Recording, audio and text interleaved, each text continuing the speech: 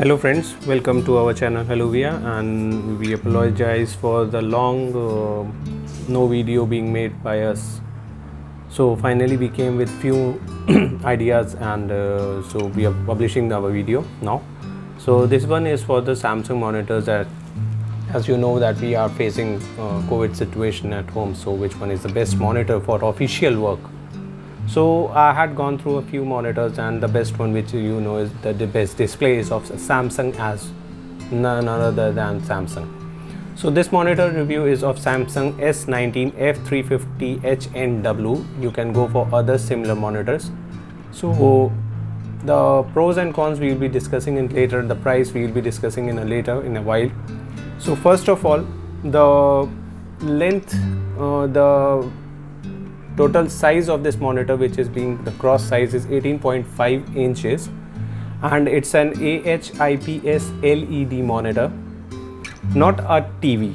You cannot use it as a TV or smart TV, but yes, if you connect it through a VGA cable, as it only has a VGA cable port, so you need to connect a converter, which I'll show you which converter you can choose from, and there is no HDMI port. The next thing is that it has a AMD free synchronization refresh rate. That means that it is synchronizes a frame screen refresh rate with the image refresh rate. It is a synchronization, so the better picture will come across.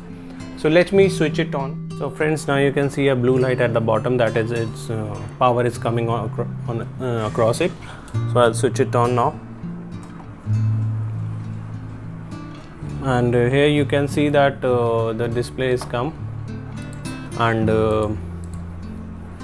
this is how it looks like. I had put the configuration to the minimum mode, and the recommended is 1366 into 768 at 16 hertz, 60 hertz.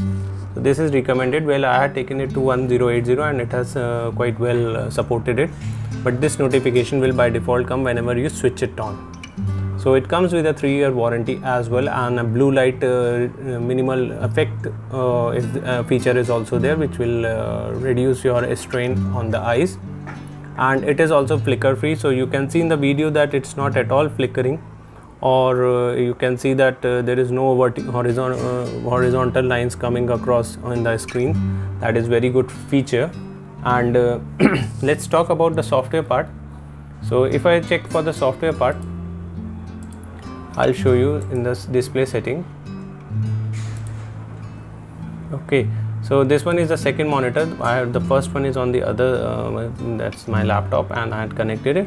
So you can change the brightness, not from the here, it cannot be changed. From the hardware side, I'll show you how it is. Well, the resolution part and other things which I had configured is like this.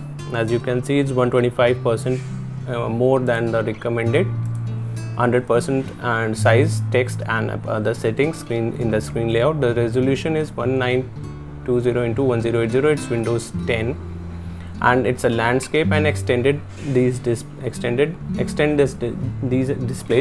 So this is the second one. So this is the internal configuration, and you can check which monitor I'm talking. So you can click over here, and you can identify all these settings. So I had reduced the light so that the strain is further reduced, and it's quite a bright light when it comes with the default setting. Now this monitor is quite well in the intensity, color, and texture, all those features, as it's a Samsung LED, IPS LED. So now this is the software configuration which you can change, and for the hardware configuration there is a joystick at the behind, which you need to press, and you will get the settings over here.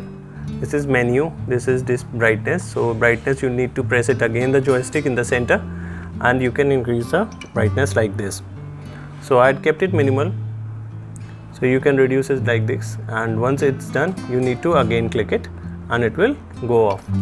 If you again click it, then it will show you the eye saver mode, and this is the eye saver mode is enabled, and this is how, if you again click it, the eye saver mode is off. So you can put it either way, whichever suits your setting. And then is a menu.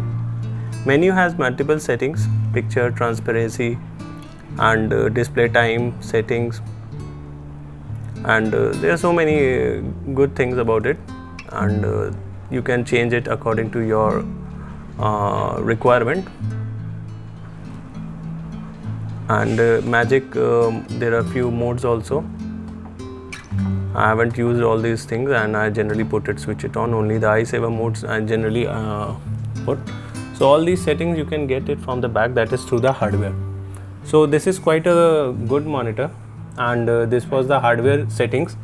So you won't get these settings easily, and then you need to just look into. And for back, if you want to go into the back, just put your joystick in the left direction, it will go off. If you click in the center and then navigate it like this, up, down, power off, left, and then right. So if we go into the menu, and we can find all these settings over there. So this is quite a good monitor for official use. Gaming purpose I haven't used it, to be true, but it is supporting, and the quality is extremely good. The resolution is also good, and in the text is, you can further change the coarse, the fineness of this text, so it looks even more sharper. And I do recommend this monitor. So friends, the price is approximately 5500 or exactly 5499, and below is the link for the monitor, and you can check if it's not available. You can check some other monitor close enough, and even go for HDMIs. I generally don't go for the HDMIs because I only use it for the monitor purpose. So VGA is more than enough. And thank you friends, please subscribe my channel.